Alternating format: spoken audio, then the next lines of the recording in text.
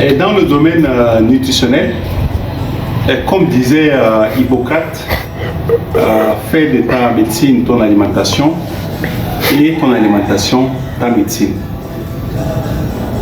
Et non seulement Hippocrate a dit, mais récemment, une grande personnalité, Thomas Sankara, paix à son âme, disait ceci: ce que tu manges peut te donner la santé. Ce que tu manges peut te donner la maladie. Ce que tu manges peut te rendre libre. Ce que tu manges peut te rendre esclave. Ce que tu manges peut te rendre pauvre, ou ce que tu manges peut te rendre riche. Et la question d'alimentation est clé.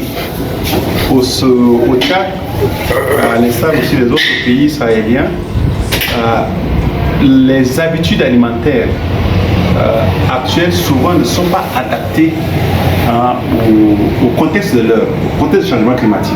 Il y a même certaines variétés agricoles, certains aliments qui disparaissent sous l'effet du changement climatique. Et nous travaillons pour qu'il y ait une adaptation des habitudes alimentaires, et pour cela nous faisons des sensibilisations et des éducations nutritionnelles. Ne serait-ce que voir comment conseiller à un enfant, une femme ou un homme de retrouver le kilo de calories nécessaire pour sa journée de 3500 par exemple, ou encore de bien manger pour qu'il trouve tous les éléments nécessaires dont son organisme a besoin pour être en bonne santé. Et ça, nous faisons beaucoup plus un travail de sensibilisation à l'éducation nutritionnelle, mais aussi aux habitudes alimentaires. Et pour cela, nous proposons beaucoup d'alimentation pour voir comment composer les aliments selon les tranches d'âge pour ne pas tomber dans la surnutrition ou la sous-nutrition, surtout pour les cas de la malnutrition dans le Sahel.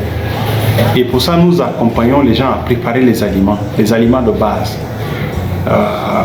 Il y a un autre aspect qui est aussi très important sur lequel nous travaillons, c'est la question du diagnostic de la malnutrition, mais aussi sa prise en charge.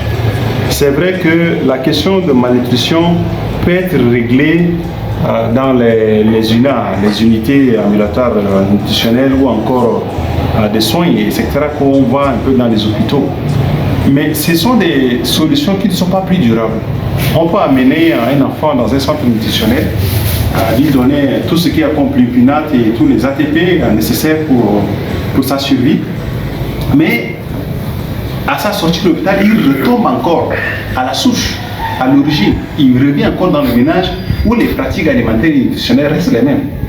Donc, nous travaillons beaucoup plus sur comment diagnostiquer les enfants potentiellement malnutris, comment, à partir des aliments locaux, comme l'haricot, comme les farines enrichies, comment les composer pour donner à ces enfants. Et pour ça, nous avons des espèces de taille sur lesquelles tous nos actions tournent autour de là. Nous vulgarisons beaucoup plus le moringa à tous les niveaux.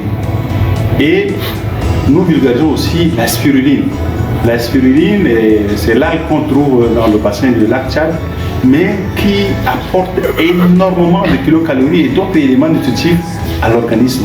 Ce sont ces deux espèces végétales que nous faisons de cela le socle de notre intervention dans le domaine d'appui, de sensibilisation, de formation et d'accompagnement à la valorisation, au changement des habitudes alimentaires dans le domaine nutritionnel.